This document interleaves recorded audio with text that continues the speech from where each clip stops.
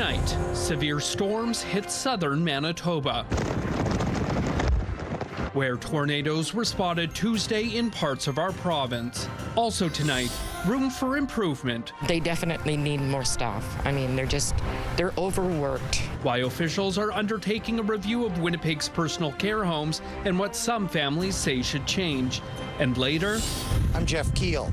Coming up, I'll tell you why states of local emergency were declared in southern Manitoba to dig out ditches. CTV News. Live from downtown Winnipeg with Taylor Brock. Good evening. Thanks for joining us. I'm Daniel Halmerson. Severe storms rolled through southern Manitoba this afternoon and early evening, and we can tell you tonight at least 3 tornadoes touched down. You're looking at videos sent in from areas near Carman, Winkler, Morden, and Manitou. Environment and Climate Change Canada confirms tornadoes touched down south of Carman around 3:25 p.m. and again around 5:15. Earlier around 3 o'clock, a tornado was reported southeast of Dauphin. Red tornado warnings were issued in several municipalities throughout the afternoon, and Manitoba dealt with some other severe weather events Tuesday as well. Environment Canada says 6-centimeter hail, that's about the size of a tennis ball, was reported west of Balder. And the weather agency says heavy rain and hail were reported in several other areas as the system rolled through. I'll have the latest on tonight's storm coming up.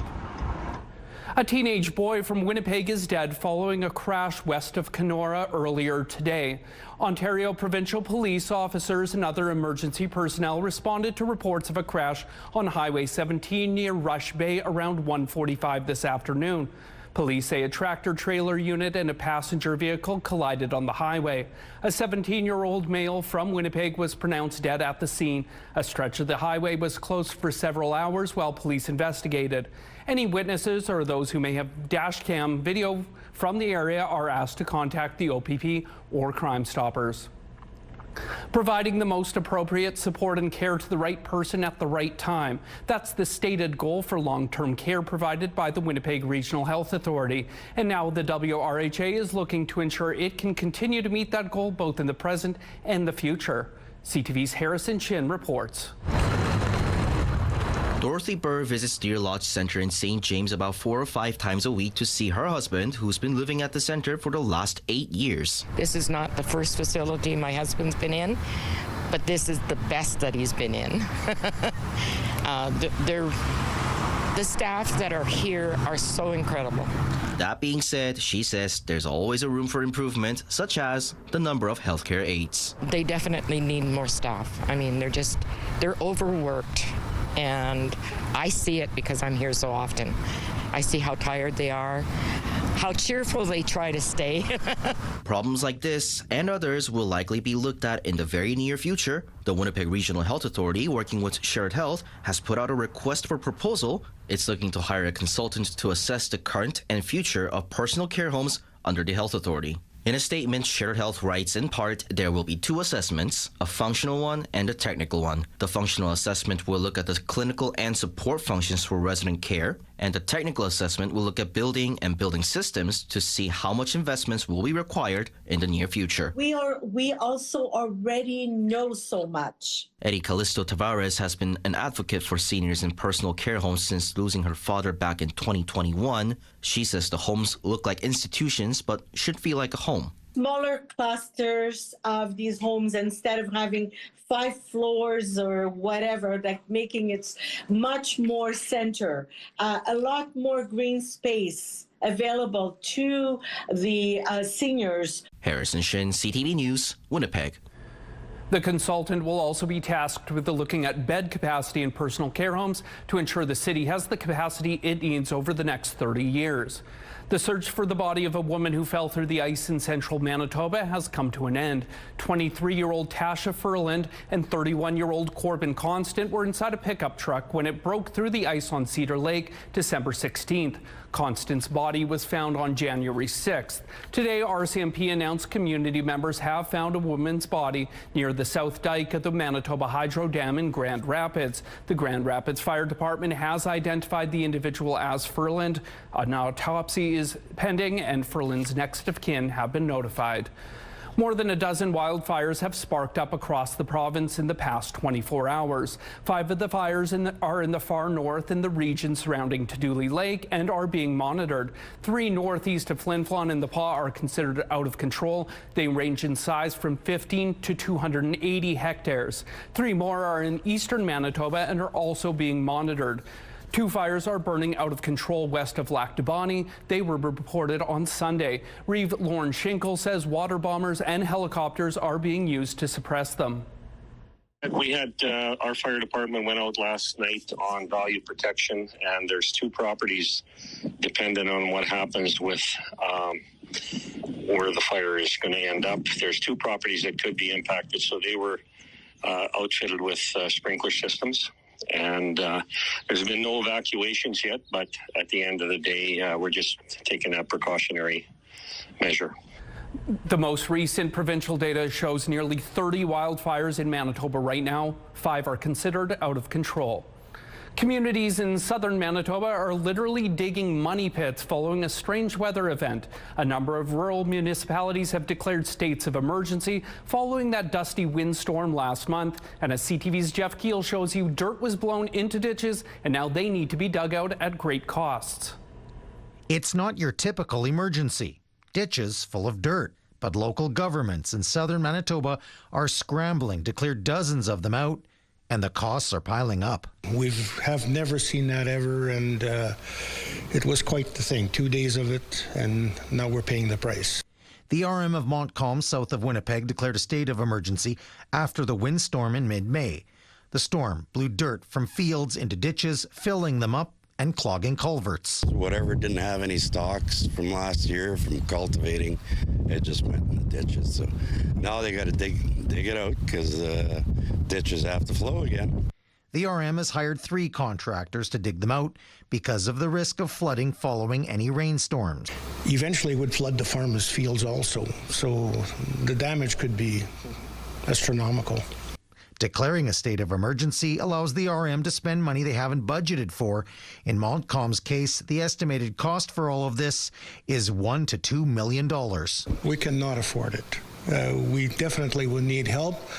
They're not alone. Other RMs have also made similar declarations. The RM of Morris says they have 200 impacted sites and a cleanup bill that could reach $1.5 million. The RMs are hoping the province establishes a relief fund. In a statement, the province of Manitoba says it has received requests for disaster financial assistance, which are under review. No determination has been made if a DFA program will be established for this event. Digging out from that event is expected to take a few more weeks. Jeff Keel, CTV News in the RM of Montcalm. The province says it's beefing up its response to the ongoing drug overdose crisis in Manitoba. The government announced more than $1 million in funding to support frontline efforts. Around $800,000 will be used for a pilot project alongside the Winnipeg Fire Paramedic Service. The 3-month project, expected to begin this month, will see a 2-person paramedic team working 24/7 to respond to overdose calls in high-needs areas like downtown Winnipeg and near shelters. The province is also spending $150,000 on 20 oxygen delivery devices to help with overdoses when naloxone doesn't work.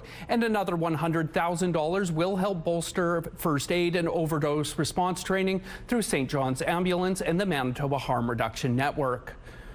A high-traffic stretch of Corydon Avenue is getting some major multi-million-dollar upgrades. The project spans from Shaftesbury Boulevard and Kenaston Boulevard, an important southwest Winnipeg transportation link. The project is a joint effort between Ottawa, the province, and the city of Winnipeg. Some highlights include resurfacing all lanes between Tuxedo Avenue and Kenaston, as well as westbound lanes to Shaftesbury. There will also be additional transit stops, curb bump outs, and a new transit shelter with the goal of improving accessibility and safety. Sewer and water infrastructure will also be getting a refresh, and a new paved multi-use path from Park Boulevard to Kenaston is being put in with the goal of linking multiple area attractions. As we know, this street, Corydon Avenue, is a critical east-west connection, And for the surrounding neighborhoods and commuters moving through this section of roadway every day, this stretch of Corydon is key to the rest of our city. It connects residents to downtown, to Assiniboine Park, to Assiniboine Forest, to local schools, and to local shops. That's why this renewal matters. Crews began working on the road in late May, and it's expected to be finished later this year. The project comes with a cost of nearly $7.5 million. And here's our first look at tonight's weather. Windy out there. You can see the camera shaking. About 20 degrees here in Winnipeg. Raining right now. Risk of some thunderstorms. The pressure dropping. That wind, though, south-southeast. 36 gusting up to 52 clicks. Humidity sitting at 68%. And as we move through the night, dipping to around 17 degrees. Those showers expected throughout the night, and a risk of thunderstorms as well, with those winds out of the south at 30 kilometers per hour. Waking up tomorrow with 18 degrees or so, a chance of some more showers into your Wednesday with the winds out of the south at 30. Now coming up, it's been a wild night for weather here in Manitoba. I'll break it all down later in the show. That lets us know what we've done is worth it. Coming up, how a thrift store in Morden is giving back to the community it serves.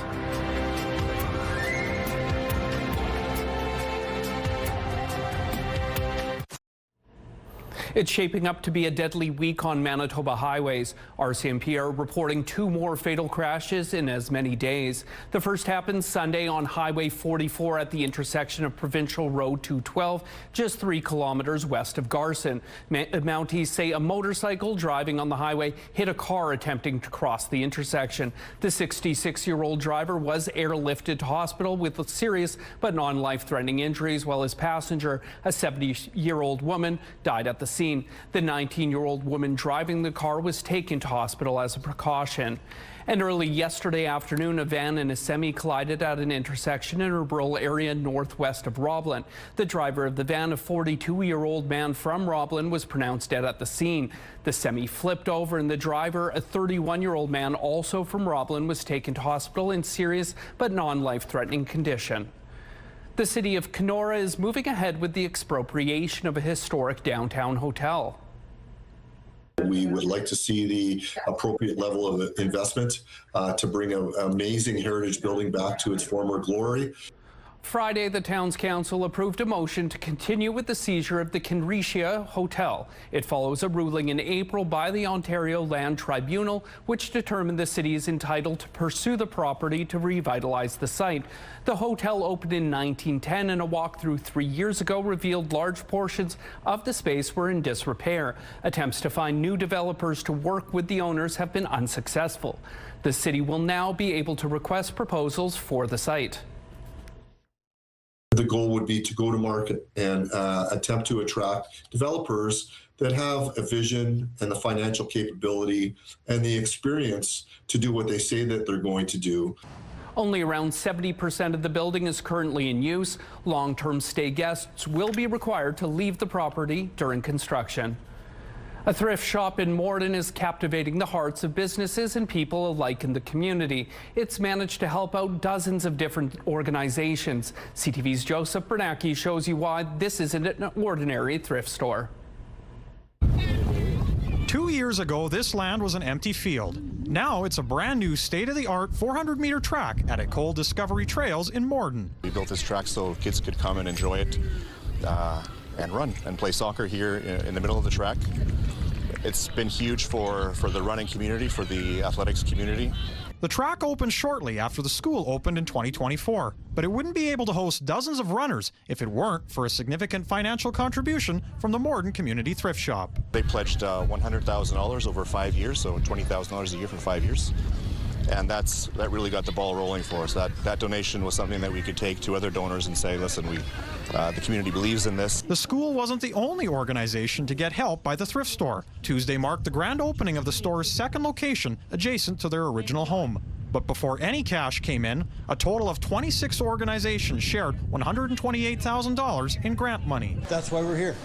That's the only reason these 2 buildings are here. That's why we built this new one, is to be able to do what we do, and that is funding our community.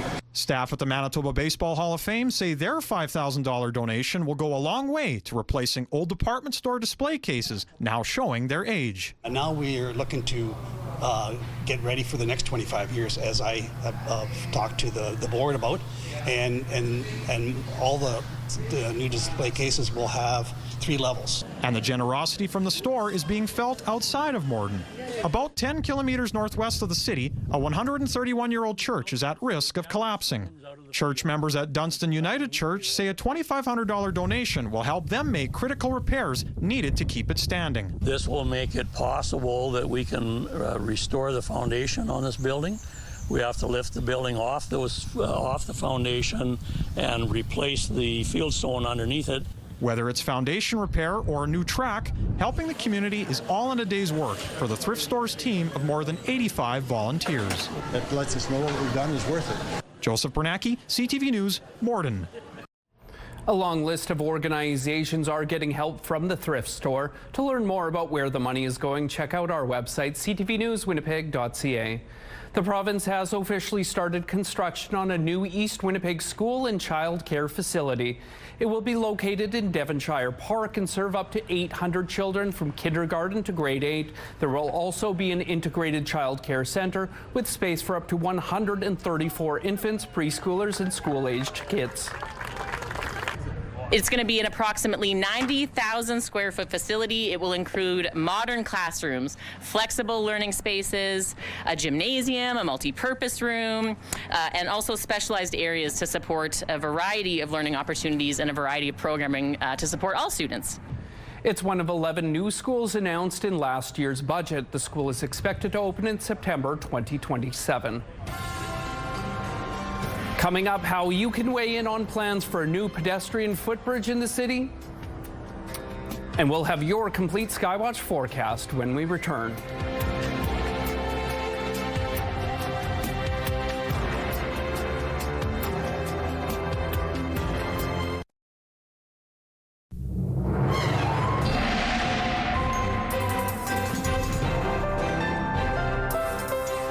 Our first Skywatch pick of the day, this one comes from Kyle. He took this east of Carman as that storm was rolling through that area. And our second one comes from Niverville tonight. Also an eerie cloud formation. Thank you, Curtis, for sending that in. Keep those pictures coming to Winnipeg Weather at ctv.ca. As I mentioned earlier, it was quite the eventful afternoon and evening here in Manitoba. Here on the Skywatch satellite, you can see as that storm moved in from the southwest all the way through the Brandon area. Now here in Winnipeg, we caught some of it, not the brunt of it. There were several communities and municipalities under red tornado warnings. As I mentioned earlier, we did have confirmed touchdowns near Carman and Dauphin earlier. We'll check with Environment and Climate Change Canada again tomorrow to see if any other confirmations took place. Meantime, other parts of the province, including Winnipeg, were under severe thunderstorm warnings earlier. All those warnings have ended for the night so far, but something to keep an eye on as we move through Tuesday night into Wednesday. As you can see on the Futurecast, heading into Wednesday, we could see some more rain falling here in Winnipeg and the surrounding area. Still the chance of some thunderstorms. Again, up in the north as well, we could see some rain there too. Cloudy through parts of the south, and after a week of very hot weather, we're going to see more seasonal averages. Later Wednesday, we could see some storm activity near the U.S. border, and that could roll through parts of central and western Manitoba as well later Wednesday. So it could be another eventful night ahead here in Manitoba, and even Thursday morning in the Interlake area could see some storm action as well.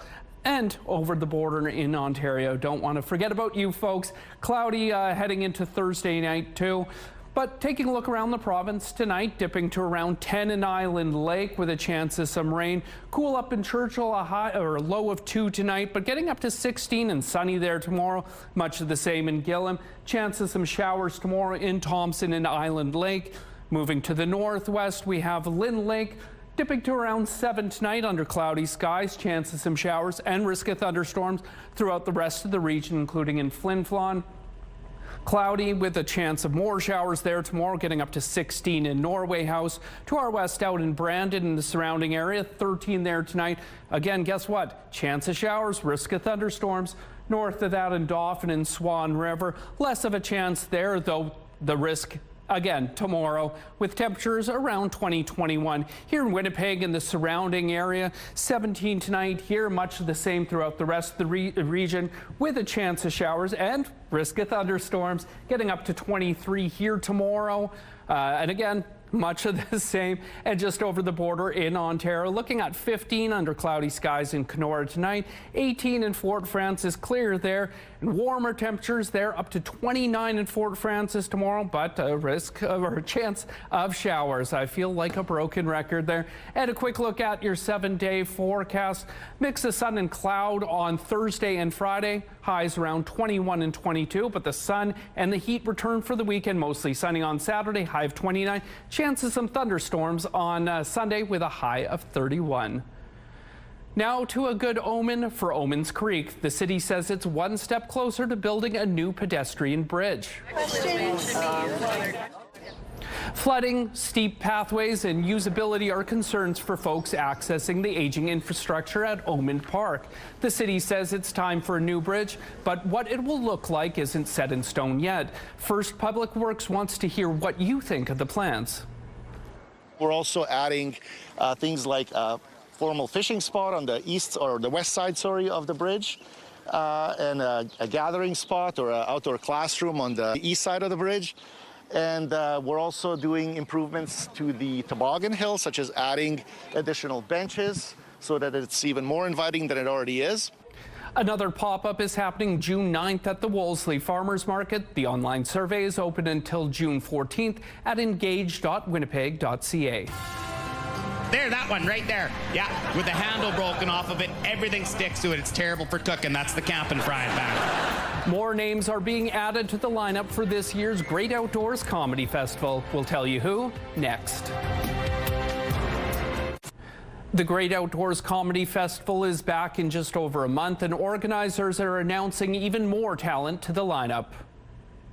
There, that one right there. Yeah, with the handle broken off of it, everything sticks to it. It's terrible for cooking. That's the camping frying pan. Comedian Kelly Taylor joins Lars Caliu and local funny man Jordan Wellwood this year as one of the hosts. The latest additions join an already stacked lineup, including Jim Gaffigan, Aziz Ansari, and Jeff Curry, to name it just a few. The Great Outdoors Comedy Festival runs July 17th to the 19th.